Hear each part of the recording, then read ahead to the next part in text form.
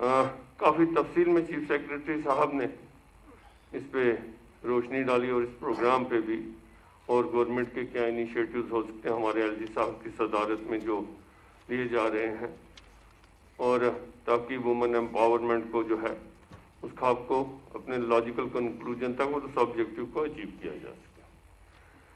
मैं आपको सिर्फ 2-3 चीज़ें बताऊं कि जहाँ पे उम्मीद से नई राहें हमने खोली थी और उन्हीं राहों को अब हमवार करना, और ताकि उसमें कोई स्टम्बलिंग ब्लॉक्स ना रहें और आपका जो सफ़र है वो आसान रहे और आप अपने ऑब्जेक्टिव्स और लक्ष्य को अचीव कर सको, वो इस साथ प्रोग्राम की वजह से पॉसिबल होगा। और ये बात कोई छोटी बात नहीं है।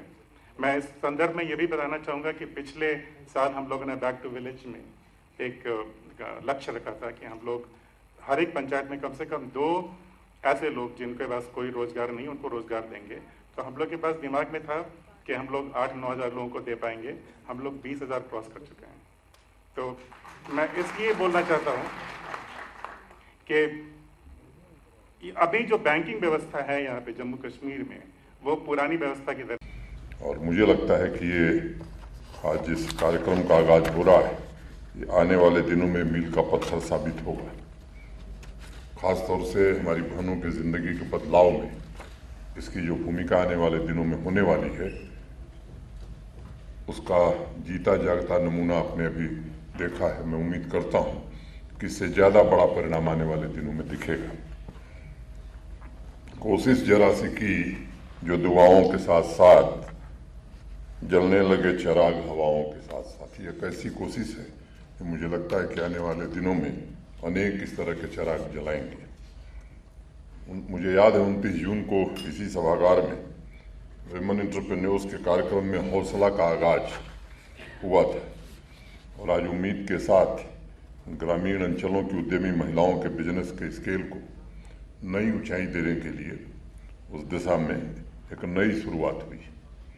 साथ उम्मीद, मुमकिन, हौसला, तेजस्विनी, इस तरह के अनेक कार्यक्रम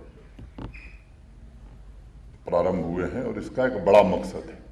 खासतौर से हमारी जो बहनें हैं, हमारे जो नौजवान साथी हैं, क्योंकि ये अक्सर चर्चा आती रहती है कि बेरोजगारी बढ़ रही है। ऐसे लोगों को कैसे केवल रोजगार नहीं बल्कि व्यापार से भी जोड़ा जा सके, इसकी कोशिश ईमानदारी से हो रही है। जम्मू कश्मीर में विशेष रूप से विमेन एंटरप्रेन्योर्स का एक इकोसिस्टम डेवलप किया जाए, महिलाओं को सामाजिक और आर्थिक रूप से संपन्न और मजबूत बनाया जाए, जिस नई सुबह के आगाज की कल्पना इस स्कीम ने की है, उसके वर्कफोर्स की भागीदारी कैसे, उसकी स्किलिंग, रीस्किलिंग, मार्केट लिंकेज, ये काम कैसे किए जाए, ये सारे प्रोग्राम एक साथ जोड़ करके आज ये कार्यक्रम शुरू हुआ है। कुछ दिन पहले जब वर्ल्ड इकोनॉमिक फोरम की रिपोर्ट आई थी, तो उसमें विमेन एंटरप्रेन्योर्स पर एक लाइन लिखी हुई थी that women are invisible workforce. Gender gap में मानता हूं कि एक हकीकत है, लेकिन उसी रिपोर्ट में महिला शक्ति को स्वीकार करते हुए लिखा गया है कि महिलाएं इस क्षेत्र में पुरुषों का मुकाबला करने के लिए तेजी से आगे बढ़ रही हैं। और व्यक्तिगत रूप से मैं मानता हूं कि जम्मू कश्मीर में जिस तेजी से महिलाओं की प्रगति हो रही है, मैं कहूं कि उनका सशक्तिकरण हो रहा है, उससे महिलाओं को आवाम में उनका पुराना गौरव वापस मिले। मुझे लगता है ये कामयाबी जल्दी हमारे दरवाजे पर दस्तक देने वाली है। आप सब इतिहास जम्मू कश्मीर का जिन लोगों को पता है, मैं कह सकता हूं कि जम्मू कश्मीर में विमेन एम्पावरमेंट केवल किताबों में नहीं था, प्रेजेंटेशन तक नहीं सिमटा था, बल्कि उनकी स्थिति देश के बाकी हिस्सों की तुलना में जम्मू कश्मीर में काफ़ी बेहतर थी। और सामाजिक क्षेत्र के अनेक स्थानों पर मैं कहूँ कि सर्वोच्च स्थान यहाँ महिलाओं का था। उनका खुद का प्राइवेट इस्टेट था जिसको मैनेज करती थी। गृह सूत्र में इस बात का जिक्र है कि जम्मू कश्मीर में पुरुषों तथा महिलाओं को पढ़ाई के एक समान अवसर दिए जाते थे प्राचीन काल में।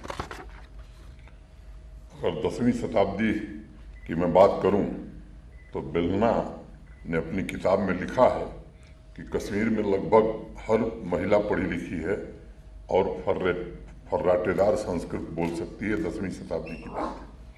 वहीं दूसरी तरफ अभिनव गुप्त जी का नाम आप सब जानते हैं। वो लिखते हैं कि शिक्षा के मामले में महिलाओं को पुरुषों से ज़्यादा अधिकार यहाँ दिए गए थे। इन किताबों को पढ़कर एक बात साफ हो जाती है कि जम्मू कश्मीर में हमारी बहनें, बेटियां, जो उनका सामाजिक स्थान था वो पुरुषों के मुकाबले कभी कम नहीं था। और मैं और अगर इतिहास की बात करूं तो they were military commanders, diplomats, religious leaders, architect, builders and many were doing multiple work at the same time. सदियों बाद मैं समझता हूं कि ये समय दोबारा लौटने लगा है। लिटरेचर से लेकर इंफॉर्मेशन टेक्नोलॉजी तक आज हमारी बच्चियां लड़कों को पीछे छोड़ करके गोल्ड मेडल अगर हासिल करने का मामला हो, अभी 2 विश्वविद्यालयों के कन्वोकेशन में, यूनिवर्सिटीज़ के कन्वोकेशन में मैं था, चाहे वो कश्मीर यूनिवर्सिटी हो, इस्लामिक यूनिवर्सिटी हो, कोई तुलना ही नहीं थी। 70% गोल्ड मेडल्स बच्चियों को मिल रहे थे। ये स्थिति मैं समझता हूँ कि एक सुखद स्थिति है और मुझे लगता है कि अब हमको रोल मॉडल खोजने के लिए कहीं जाने की ज़रूरत नहीं है। हमारी बच्चियों में ही समाज के रोल मॉडल हमको दिखाई पड़ रहे हैं और अभी 2 जीते जागते नमूने मंच पर आप सबने देखा है। मॉडर्न एज की जो हमारी बच्चियां हैं, इनके रोल मॉडल कौन होंगे? मुझे लगता है ऐसे ही लोग होंगे। और नौजवानों के भी रोल मॉडल कौन होंगे? वे लोग नहीं हो सकते जो हिंसा के सहारे लोगों की जबान बंद करते हैं। वो लोग नहीं हो सकते जो बेगुनाह लोगों का खून इस सड़क पर गिराते हैं। वो लोग होंगे जो लोगों की जिंदगी में परिवर्तन करते हैं। ये बात हम सबको समझने की है। सेल्फ हेल्प ग्रुप में अनेक इस तरह के रोल मॉडल हमें मिल जाएंगे। अभी चनैनी की हमारी बहन कौशल्या देवी तथा गांधरबल की बहन हमीदा को आप सबने सुना है। इनके सफलता की कहानी आपने इनकी जबानी सुनी है।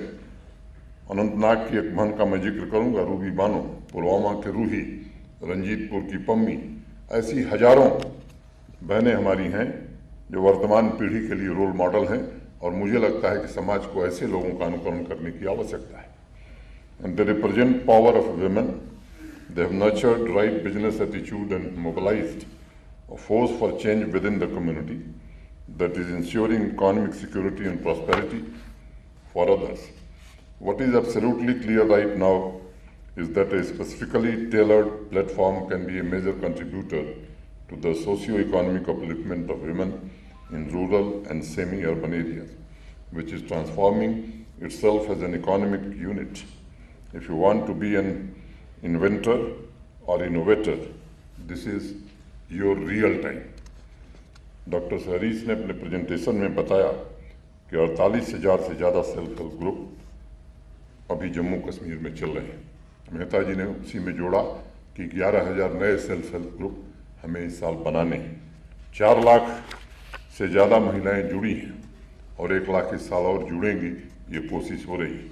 कुछ दिनों पहले मुझे बताया गया था कि सेल्फ हेल्प ग्रुप के लिए जम्मू कश्मीर बैंक ने फाइनेंस की कोई कमी नहीं होने दी और गत वर्ष 910 करोड़ रुपए इन ग्रुप्स को दिए गए। एक बड़ी राशि है। और अभी आपने सुना मेहता जी को कि 910 करोड़ रुपए ये ज़्यादा नहीं है। अगर लोग आगे आएंगे तो पैसे की कोई कमी नहीं है, उसका इंतज़ाम है। और मैं आग्रह करूँगा कि अधिक से अधिक लोग इस योजना से जुड़ें, इसका लाभ उठाएं। आर्थिक सहायता विमेन एंटरप्रेन्योर्स के लिए आवश्यक है और ये सुनिश्चित किया गया है कि बिजनेस शुरू करने के लिए पैसे की कोई कमी न हो। इसका इंतज़ाम, इसका भरोसा भी अरुण मेहता जी ने दिया है आपको। इसके अलावा 7 कार्यक्रम की मदद से अब ऐसी यूनिट को जिनमें पोटेंशियल है, मेंटरिंग और ट्रेनिंग के जरिए नेशनल मार्केट लिंकेज भी प्रदान कराने की कोशिश होगी। मित्रों, पिछले 1 साल में जिन स्थानों पर मैं गया हूँ, चाहे वो ब्लॉक दिवस का कार्यक्रम हो, बैक टू विलेज का कार्यक्रम हो, मैंने देखा है सभी कार्यक्रमों में सेल्फ हेल्प ग्रुप के स्टॉल वहाँ लगे रहते थे।